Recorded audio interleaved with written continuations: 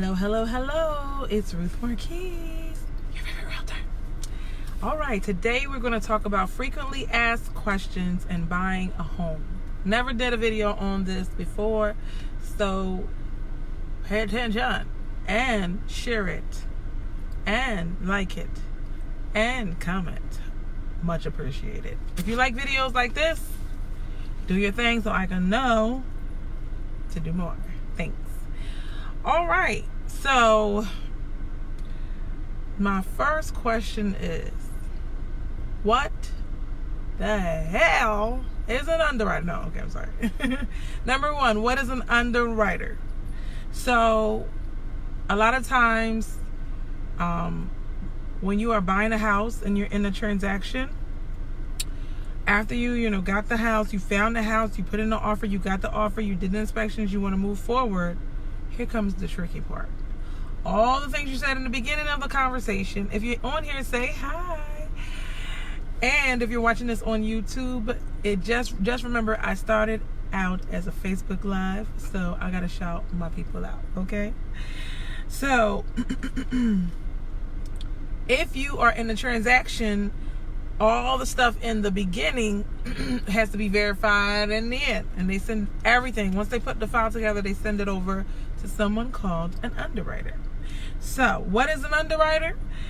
The mortgage underwriting is a process in which the lender uses to assess risk, ensure the borrower meets all the minimum requirements for a home loan. So the mortgage companies have underwriters, okay? Now, they make sure all the documents are present. Can you imagine? You're buying a house and then something is not present? Like your W-2, your tax return, like a bunch of stuff, right? And everything is present and accurate, okay? So, what are all the things that an underwriter does? So let me explain this to you. When you actually buy a home, your lender, okay, and most times you're going to use like a mortgage broker if you don't use one of those big banks. Even the big banks, they sell the loan. They don't keep the loan. I don't care what you did the loan with, whoever. I'm not shouting out the big bank's names. Nobody pays me. But yeah, your realtors, lender, they are going to sell the loan. You will not have the same mortgage company, okay? How many people knew that? You knew that? Okay. So what they have to do is they have to make sure they meet something called Freddie Mac and Freddie and Fannie Mac. Those are like quasi-governmental organizations.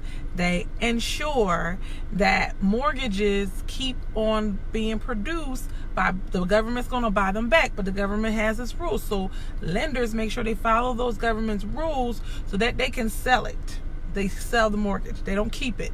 So let's just say I bought a house for $1 million, hey, and then you bought a house for $385,000, and then the next one bought a house for $785,000. I don't know why everybody got more house than you. I don't know. Sorry.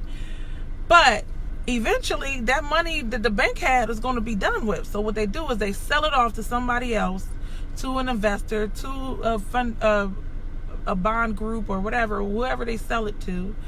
And now they're called mortgage-backed securities. So they set the whole system up. They messed it up the first time, but you're good now.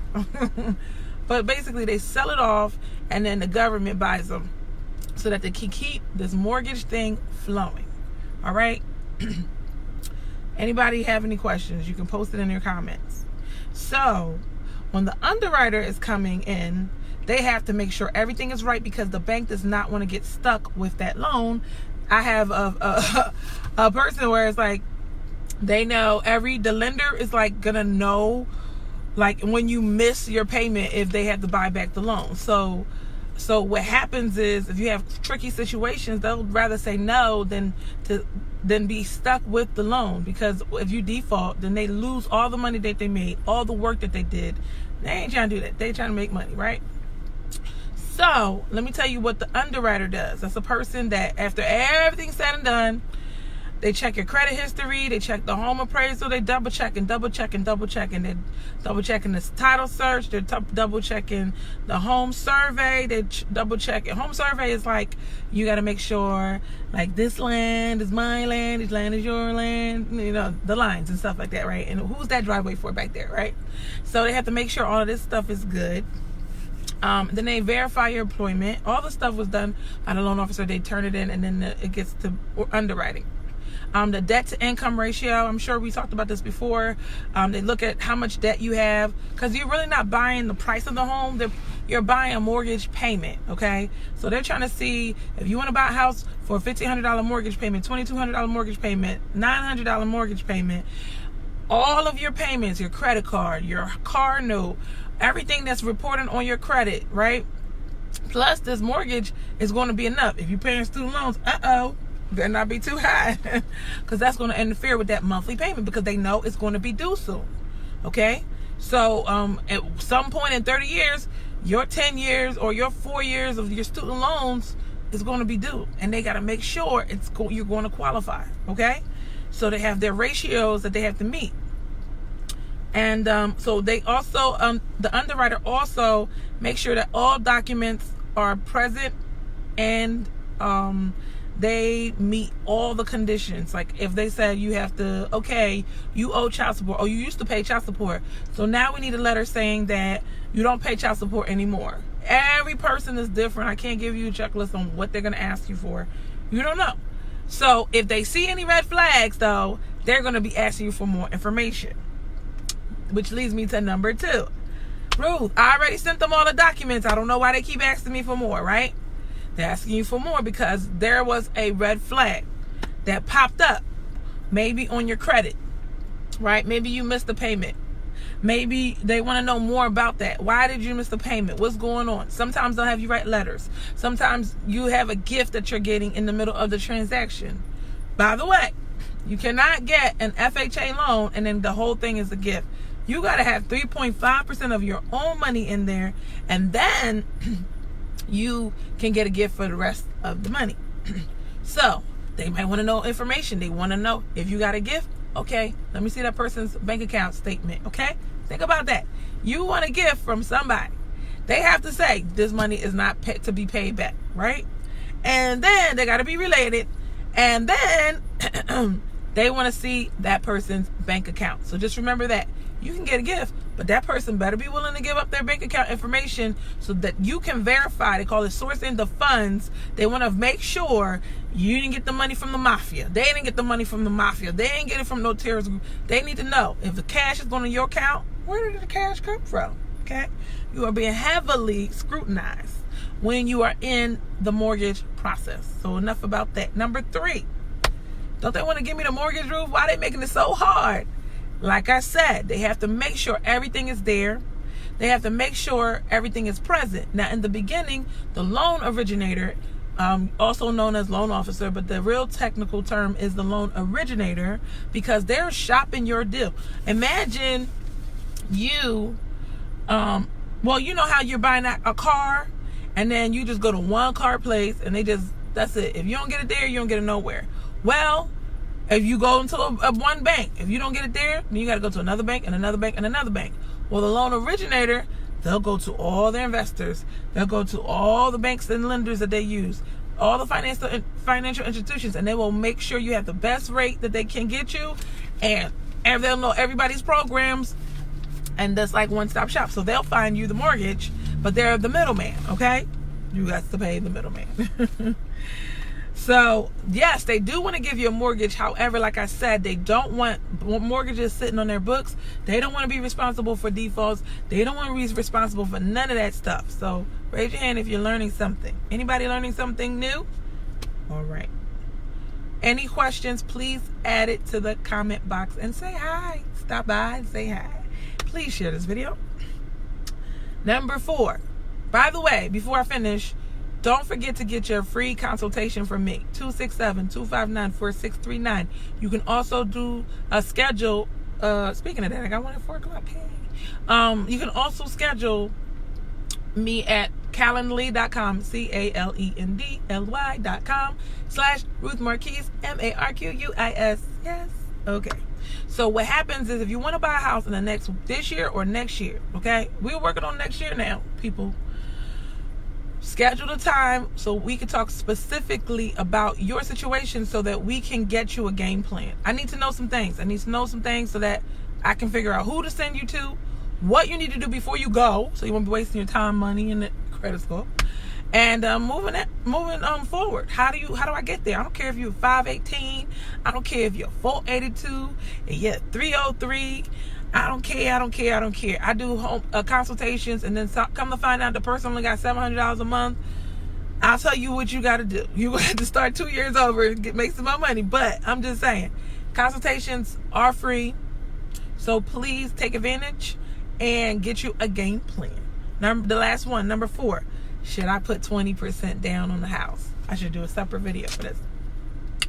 No. Stop it. Don't do it. Do you know why? Because if you put down that 20% for that house, it's like one of those things, like it's so backwards, but it is what it is. You're going in without private mortgage insurance, right? So, and if you're doing a government loan, it's going to be private mortgage insurance. If you're doing a conventional loan, it's going to be mortgage insurance, okay? They call it MIP and they call it PMI, depending on what kind of loan you have. You putting 20% down, that just means if you're buying a house for $100,000, you're going to put down $20,000 just because you think it's what we do. It's not true. 3.5% FHA. They have 3% conventional loans, but you can't get as much in seller's assist. So that's why everybody goes for FHA if they can first. Yeah. It's the riskiest loan for the lender because you won't have private mortgage insurances. So now what you don't know is that they have 2 underwriters. If you thought one was fun, they have 2. So they have 2 underwriters that's going to be looking and scrutinizing and going through and trying to reject that thing. The first person is going to be fine. They're going to do regular underwriting. But that PMI person, they're going to try to rip this apart because the bank does not want you to not have mortgage insurance. So they just feel like it's a risky loan. So they'll find a way to get out of it. And that's that. So unless you squeaky clean, it's just causing more trouble than good. And plus, a lot of people come to me like, all right, Ruth, I got $30,000, I got $50,000. I mean, it mostly is like I got $10,000 extra, right? And then they were like, if I put it down on the house, will it give me a lower mortgage payment? Yeah, but like a couple dollars, like $50. Somebody was supposed to buy a house. I think it was $38,000. I told him from the beginning, you can put that lump sum down all you want to. It might, I don't know how much you got. It might clear you out, right? But if you put $40,000 into a house, it's only going to save you $200 a month. $200 on your payment. If you want to feel secure, like anything happens, and I just want to have this money and all that stuff, that's fine. But I'd rather have $40,000 than a $200 or less payment. You get what I'm saying? So you keep the money for your emergencies. But you don't have to, like that's a year, 2, 3, 4 years of payments. Don't give it to the bank. They're just going to eat it up and find a way to make it so that it's expensive. So you get it on the low and, you get it the regular way, and then you can put your extra payments as you go along. But just giving them all the money, you got to remember, you don't have no equity until you sell it or refinance it. You have equity, it could sit there. But if you don't do something about it, you're going to pay fees. Mind you, when you refinance your house, you do pay fees. You're starting the loan all over again. Or if you sell it, you don't have a house anymore. So if you need the money, you got to choose between house or money. Okay? Remember that part. Okay? So that's why the 20% thing, just leave it. Just leave it. Just leave it. Now, if you need to buy a house and bring it all the way down, like you're trying to put $100,000, you're trying to roll out all the profits in this house to go to the next house and really, you got to have a huge amount, is what I'm saying, for it to make sense. Just know, okay, I got $100,000 knocked off from my mortgage because I know that's the way I can afford this house. And that's different. Anybody have any real estate questions? You can even do it on the replay, put hashtags on the replay.